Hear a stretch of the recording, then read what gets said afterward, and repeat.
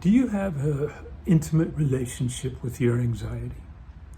I know that sounds crazy, doesn't it? How could you possibly have a relationship with such a negative feeling? But I want you to stick with me here, and we're going to explore this idea. Let's face it, everybody has some anxiety in their life. I have anxiety right now, talking into this camera. It's very unnatural for me. But that's different from chronic anxiety. Chronic anxiety is unrelenting. It's with you more or less most every day. In fact, it can be so common to you that you don't even recognize when you're anxious because, strangely enough, that feels normal. So think about it. Feeling bad can feel normal to some people, okay? Imagine what your life would feel like if there wasn't any anxiety, or at the least, let's say your anxiety levels are greatly reduced, and so that they don't really interfere with your daily living. They're not interfering with your relationships with other people. They don't interfere with your job. You have a sense of hopefulness for the future, and you don't walk around a lot of doom and gloom, being scared of things that may never ever come to pass. So you say you want to feel better, you don't want to be anxious, yet here you are. How come? How come you're anxious? You can go to therapy. Therapists can help you, they can educate you, they can guide you. You can read self-help books, that works. Or you can do the inner work that's required to reduce anxiety. A therapist is not going to cure you of your anxiety. You have to cure yourself, I'm afraid.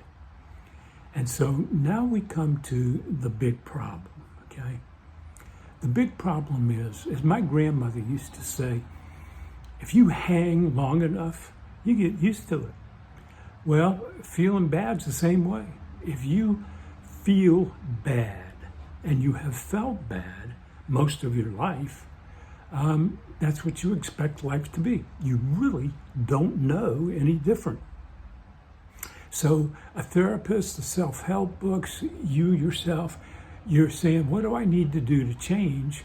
And yet you may not have any kind of a picture of what life would be like if you did change. So I'm going to ask you to use your imagination. What would your life look like if your anxiety was greatly reduced? Keep in mind, what we're talking about here is change. Change is the scariest thing a human can do.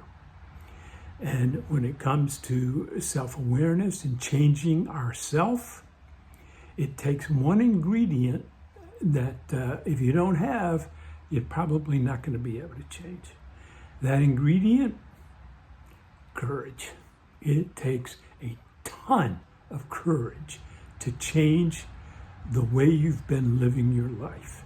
Because the way you've been living it may be painful, but it's familiar. And we're talking about giving up the familiar to go into the new and the unknown. Not everybody can do that. I mean, let's face it, therapy, all the drugs, all those things don't work for everybody. Therapy and medications and all these types of things, they're not for people who want it.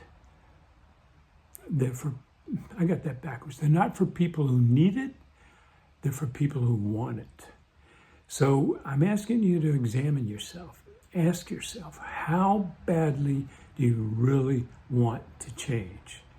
When you come up with that answer, you'll be on your way.